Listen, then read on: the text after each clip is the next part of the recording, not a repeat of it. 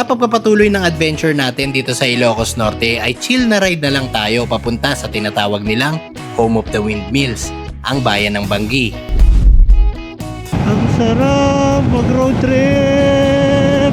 Woo! Susulitin na nga namin ang biyahe sa magagandang kalsada dito dahil pabalik na rin kami sa realidad. Wala nang patumpik-tumpik pa, sama na kayo dito sa alternative route. Thank you sir ha, thank you ulit ha. Salamat, maraming salamat sa suporta sir. Thank you Brian Villanueva. Ayan, good morning guys. Oras natin ngayon is 10:18 ng umaga. Well, wala naman tayo masyadong special na pupuntahan ngayon. Pero maglilibot-libot lang kami dito sa Ilocos Norte. Ang plano namin ay pumasyal lang ng Banggi. So kasama ko na naman si Borge, dalawa lang kami.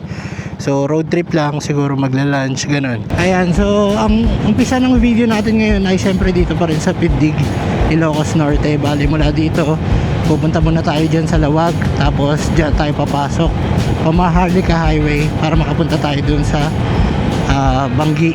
Siguro mula dito mga 30 minutes lang para makarating tayo ng Lawag. At medyo okay naman yung daan dito, wala naman masyadong traffic. Pero na lang sa Lawag kasi yun yung capital, kaya medyo maraming sasakyan doon. Okay, nandito na tayo sa Sarat. Ayan o, Sarat. Ayan, dito kami empanada. Nasa sarado pa. Eto, palabas na tayo guys ng arko ng Sarat. So papasok na tayo ng Lawag. Alright.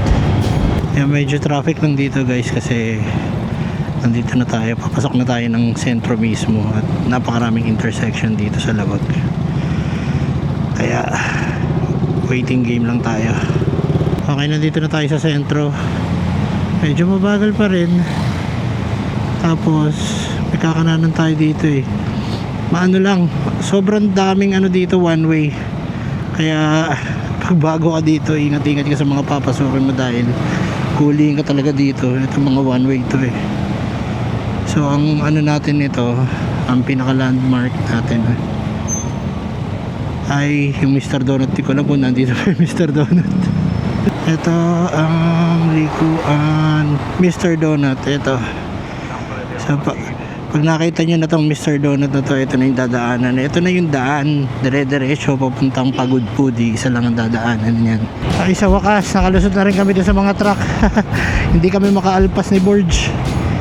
Ayan, lalaki ng truck. Oras natin ngayon is 10:56, mag-aalas 11 na. At nandito na tayo sa Bacara. Ito na yung tulay nila, Bacara Bridge. Yan, dito marami ring pumupunta guys, mga naliligo din. Parang yung mga pinupuntahan natin, ayun, mga kubo-kubo. Tapos sa tabing ilog.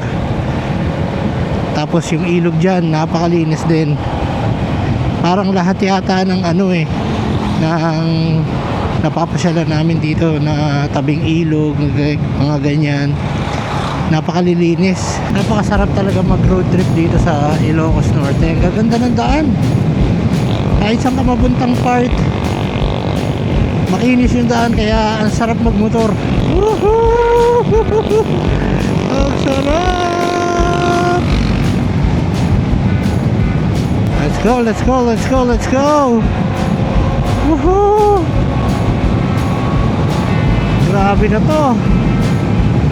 Grabe na rin yung init guys. Painit na, buti na lang mahangin. Buti na lang dito walang traffic. Yung traffic to, ay Diyos ko, luto-luto tayo. Lakas ang hangin oh. Kaya hindi mo masyadong ramdam yung init. Alright guys, 11:10 ng umaga. Andito na tayo sa Pasukin, Ilocos Norte. Dito sa bayan na to, maraming tindang asin. Yan, madadaanan natin mamaya yan. Anyway, so isa rin sa mga dahilan kung bakit naisipan ko na pumunta dyan sa Banggi, Ilocos Norte. Kasi meron tayong isang follower na nag-comment dun sa isang post natin. So parang sabi niya na kung mapasyal sa Banggi, hingi silang sticker. Parang gano'n, hindi ko maalala kung ano yung exact comment. Pero yun, nabanggit ko kasi na baka Wednesday or Thursday magpunta kami dito. So ngayon, araw ng Huwebes, no? So susubukan natin kung mahanap natin yung tao na yun. And at the same time, mag-aano na rin tayo, mamamasyal. Ayun, ito na yung town proper ng Pasukin, Ilocos Norte. Ang ganda rin. So parang ano no, pag pumunta ka dito sa Ilocos Norte, bawat bayan, bawat proper, talagang napakaganda nung lugar nila. May mga sarili silang park, may mga palaruan para sa mga bata, may mga palengke, maayos. Grabe, ganito na naman yung mga tanawin natin. Puro kabundukan, palayan, maayos na daan. Hey, solid. Ang sarap mag road trip. Woohoo!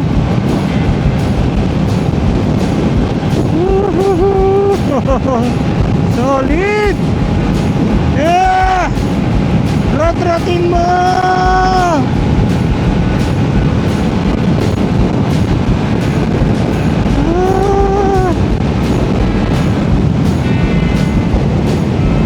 Sarap.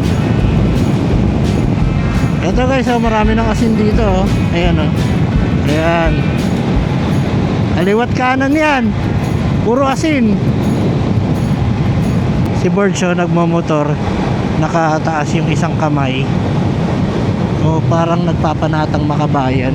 Sabi ko sa inyo guys yung kasama kong yan, si Borge. Ano yan? Baliw. Talagang ano, hardcore craziness. Dito guys sa kaliwa natin, ayan, puro view na ng karagatan yan. So nandito na tayo sa yung kaliwa natin, side yan ng karagatan dito sa may Ilocos Norte. 11:20 na ng umaga, tuloy-tuloy pa rin ang biyahe natin.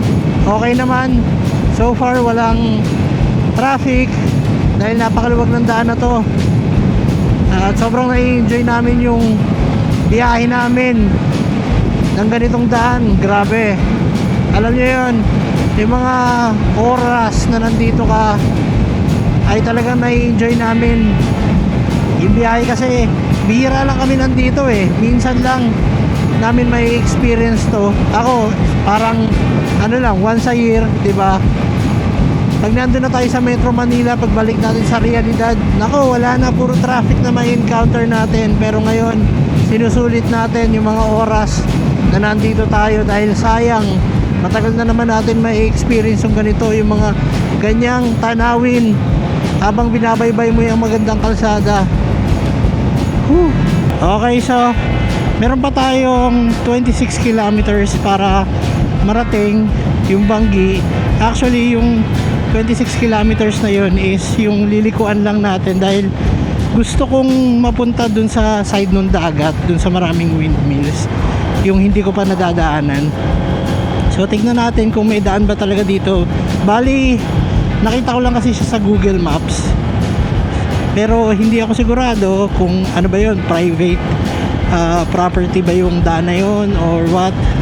Pero susubukan na lang natin kasi pagka kita ko din sa street view, ang ganda kasi ng view alam mo yun, yung babaybayin mo yung kalsada tapos nasa tabi mo yung dagat saka yung mga windmills. So let's see. Tapos yun, wala nang 30 minutes yan. Kung tuloy-tuloy ang biyahe natin, mararating na natin yun. Bali ayun, tinry ko nang kontakin yung tao, yung ating follower na si Brian Villanueva na tiga Bangi, na nanghihingi ng sticker. Let's see kung magre-respond siya dun sa message ko. Ang sabi naman niya is nandun lang naman daw siya lagi sa pilahan ng tricycle dun sa may 7-Eleven Bangi. So kung hindi man siya mag-reply, try natin mag-drop by doon at magtanong kung sino siya. Wala, syempre, 'di ba? Parang sticker lang naman yung hinihingi ni sir. Pagbigyan na natin dahil follower natin 'yan, dahil kundi naman dahil sa mga followers natin ay wala naman tayong ganito na magiging mga trips, diba? So maraming salamat, hindi lang kay Sir Brian Villanueva, pati na rin sa ibang followers ko sa Facebook. At maraming salamat din dun sa mga nanonood ng video sa YouTube. Lahat kayo guys, maraming salamat sa inyo. kundi dahil sa inyo ay wala sigurong alternative route PH or alternative route na lang. Thank you. Eto na guys, 11:50 ng umaga at papasok na tayo ng Arco ng Burgos, Ilocos Norte. Yes, ang ganda ng daan dito guys, sobra. Tapos konti lang yung dumadaan, kaya ang sarap pag chill ride. Medyo mag-ingat-ingat lang din tayo kasi pag sa mga ganitong daan, halos karamihan ng sasakyan talaga ay napapakabilis din. So tayo mga nagmomotor, kailangan medyo mag-ingat tayo. Ito guys, yung yung Camp Cape Buhidor. Sorry, medyo naano yung camera. Ayun, isa rin yun sa mga napuntahan namin last year nung asawa ko, pinasyalan namin yan. Kaso dyan sa part na yan ay bawal dyan mag-drone. Pero meron akong mga nakitang drone shots dyan. Pero nung nagtanong kami last year is bawal daw, sabi ng sundalo. Pero okay din pasyalan yan kung mapadaan kayo dito sa Maharlika Highway. Pwede nyong pasyalan kasi makikita nyo din yung mga ginamit na sasakyan noong araw, noong panahon ng gera, yung mga iba't ibang klaseng sasakyang panlupa, may panghimpapawid, basta mga ganun. At dahil nandito na nga tayo sa Burgos, Ilocos Norte, ay syempre lalong lalo na pag first time mo, huwag mo nang palampasin na hindi pasyalan etong Burgos Lighthouse. Yan yung isa sa mga sikat na tourist destinations dito. Pero syempre napuntahan na rin naman natin yan. Nandun na yan sa mga lumang videos ko sa YouTube. Kahit sa Facebook, nandun din yan. Isa sa mga pinasyalan namin yan. Ilang beses na. Kilala sa tawag na Burgos Lighthouse yan. Pero ang tunay na pangalan yan ay Cape Buhidor Lighthouse. Ito yung daan yan guys, paakyat. Medyo matarik din yung akyatin dyan, pero kayang-kaya naman ang motor niyan. Tapos yan, eto ang bubungad sa'yo pag dumiretso ka. Ayan, napakagandang karagatan. Ang solid niyan. Ito yung sinasabi ko sa inyo guys, na madaming humihinto dito mismo sa spot na to para mag picture, magpahinga. Ayan, may mga kubo dyan, ayan o. Ayan, napakagaganda ng rock formation na yan. Tapos sunset, nako, napaka perfect. Ayun, may mga natatanaw na tayo mga windmills dito guys. Ayan o, ayan sa Banggi na yan. At we're just less than 10 kilometers away. So ganun pa rin, tuloy-tuloy pa rin ang biyahe natin. So far wala pa naman tayong na-encounter na mga ginagawang daan dito or mga lubak-lubak na part. So all goods pa rin. Ayun, tapos few kilometers from Burgos Lighthouse area ay mararating nyo naman yung daan dito papuntang Kapurpurawan Rock Formation. Ito yung daan yan, papasok sa loob. Ayun.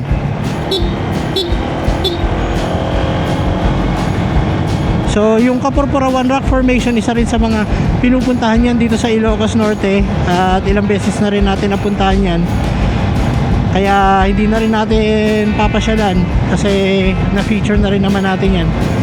Anyway, etong daan na to, etong diretso na tong Maharlika Highway na to, dito nyo makikita yung mga sikat na tourist destinations dito sa Ilocos Norte. Itong mahabang to, marami na kayong mapupuntahan dito.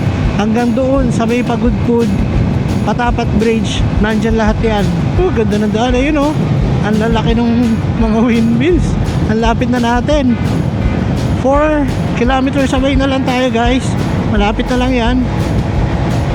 Hi, it's nice to see you again, windmills.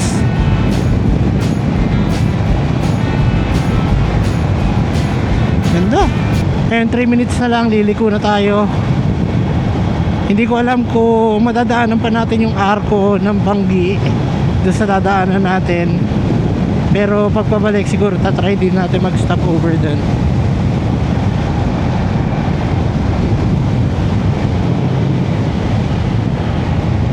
Lapit na. Dito yata.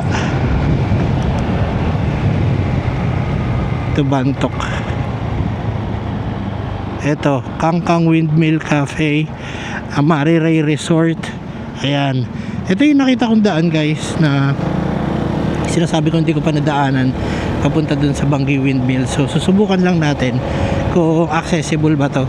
Yes. Dagat na pala to. Tama nga.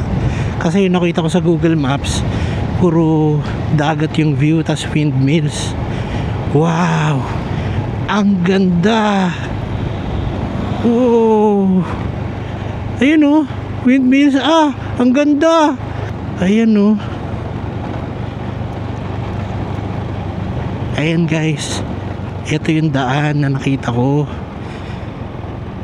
Meron nga lang sila ditong private resort. Ito ganda.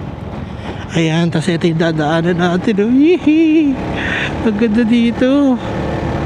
First time ko makadaan sa part na to Ayan madadaanan mismo natin yung mga windmills. Ang ganda. Ayun, meron na mga kubo-kubo dito. Tapos may mga tinda. Siguro talagang nire-rent yung mga yan para sa mga nagsaswimming. Wow. Ang ganda.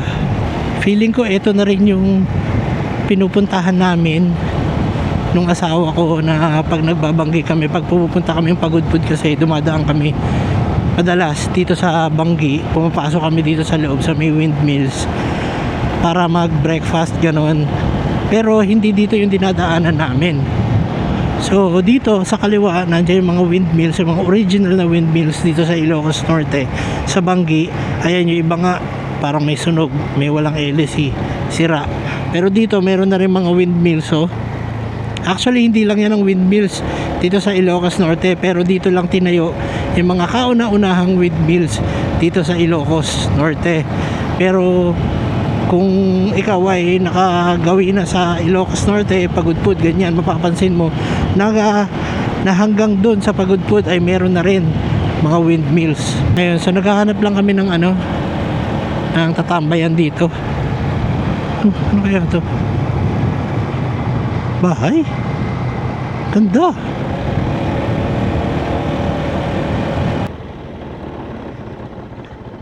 Kuya, magtanong lang po ako, pwede po ba kaming tumambay doon? Papahinga lang po. May bayad po ba yon?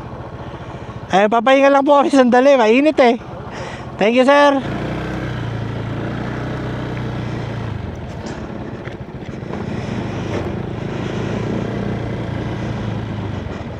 Rico. Ayan guys, nag-stop over lang muna tayo dito somewhere. Hindi ko alam kung anong lugar to, pero nandito na tayo sa Banggi. Ayun pala nakalagay, welcome to Purok Suyo. So merong mga kubo dito na pwede yatang i-rent, nakalagay 200 pesos. Pero nagpahinga lang tayo, nagpaalam tayo dun sa kapatid ng may-ari kanina, so libre lang naman daw. Pero kung sakaling magkakainan kayo tapos tatambay kayo dito, 200 pesos talaga ang rent. Tapos yun, makikita nyo na yung view ng windmills dito, pero tayo, didiretso pa tayo dun. Oras natin ngayon is 1:10 ng tanghali. At maghahanap tayo ngayon ng tatambayan pa natin kung saan pwede tayong kumain, magkape, magtubig, dahil napakainit. Ayan, ito yung tinatambayan namin, yung Venice Restaurant dito sa Banggi.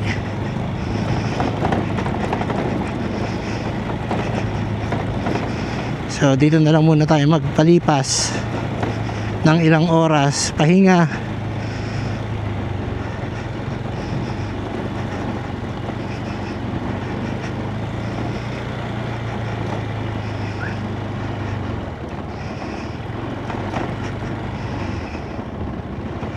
Yan, para dito tayo sa tabi.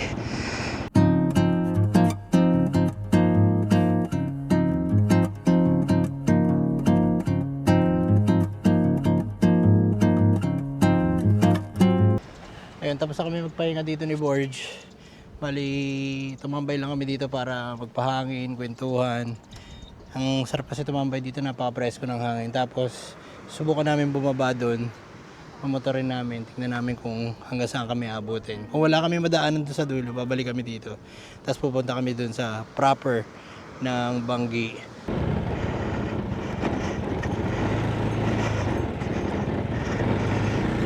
Dito yung una palang pinuntahan namin.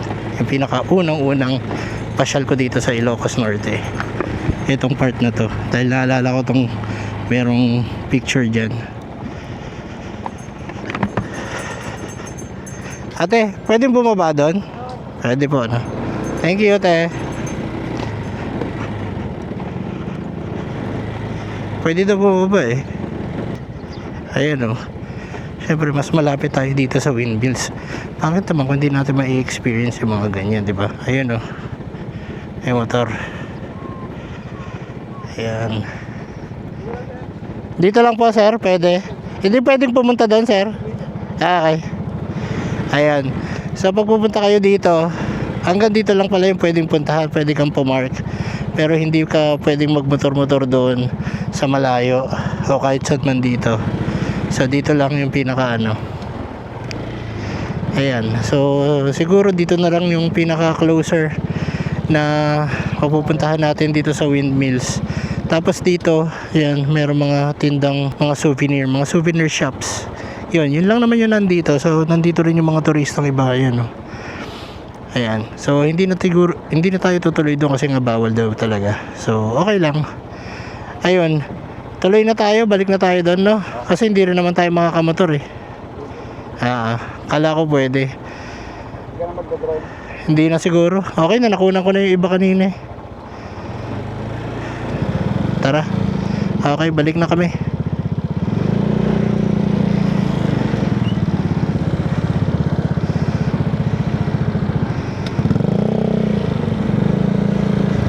Op, yeah.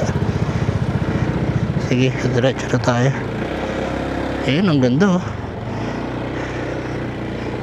Okay, nandito na tayo sa may bridge, Baruyan Bridge.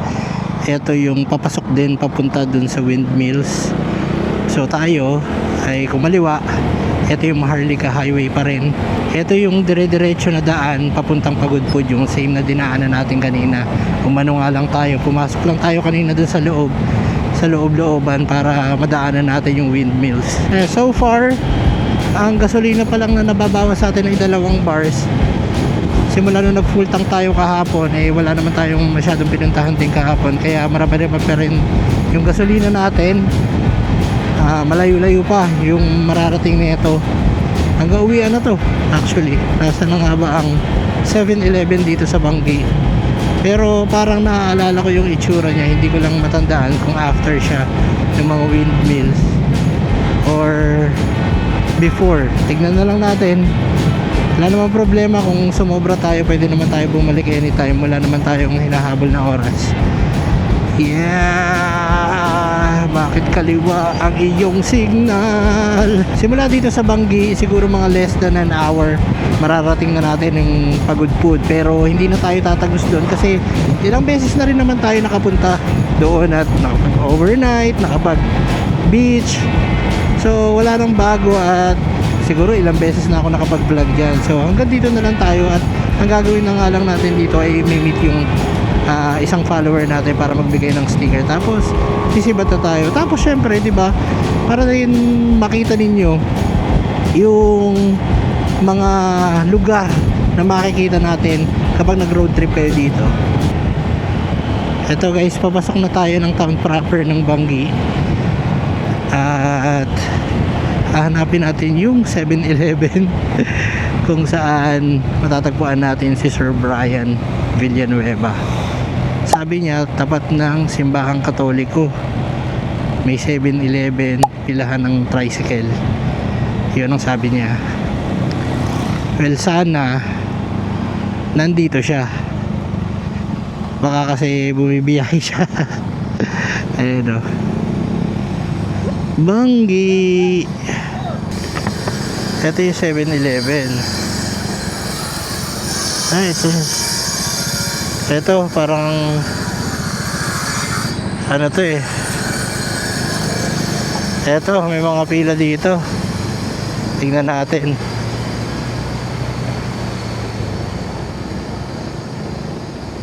Ikot tayo. Tapat daw ng simbahang Katoliko, malamang ito yun.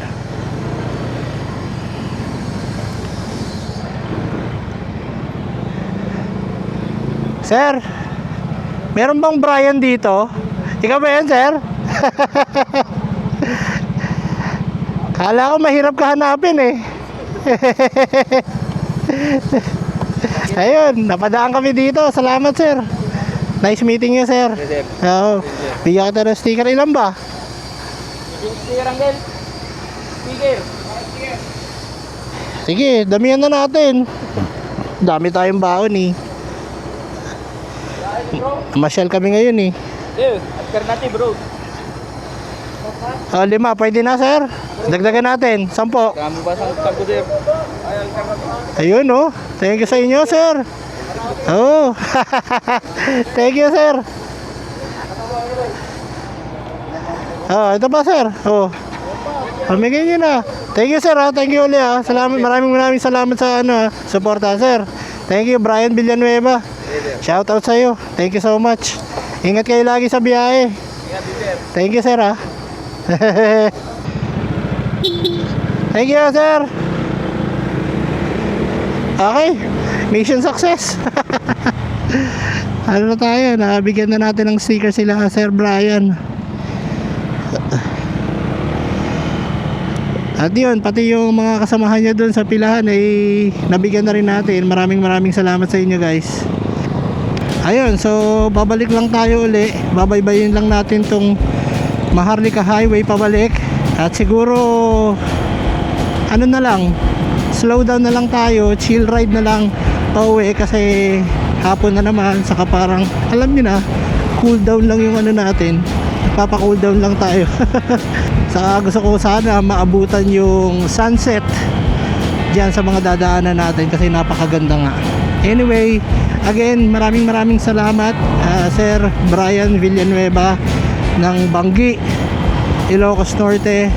At dun syempre sa mga iba pang followers na laging nagre-react, laging nagko-comment, parating nandyan para sumuporta sa Facebook, sa YouTube. Thank you so much sa inyo. At syempre, salamat din sa mga nakakasama ko sa ride, sila Borge, sila Hana, sila Drew, lahat yan.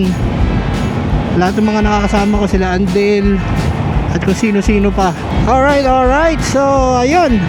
At dito na nagtatapos ang ating adventure today sa Ilocos Norte, pero hindi ko alam kung meron pa tayong kasunod na episode dito sa Ilocos Norte dahil sobrang daming ang pwedeng puntahan dito sa Ilocos Norte. Pero hindi ko alam kung sisipagin akong mag-vlog dito mga susunod na araw dahil ilang araw pa tayo mag-i-stay dito. Pero anyway, asahan nyo na syempre marami pa akong i-upload na videos dito sa ating channel. Kaya magkita-kita na lang tayo sa daan. Be safe! Woo!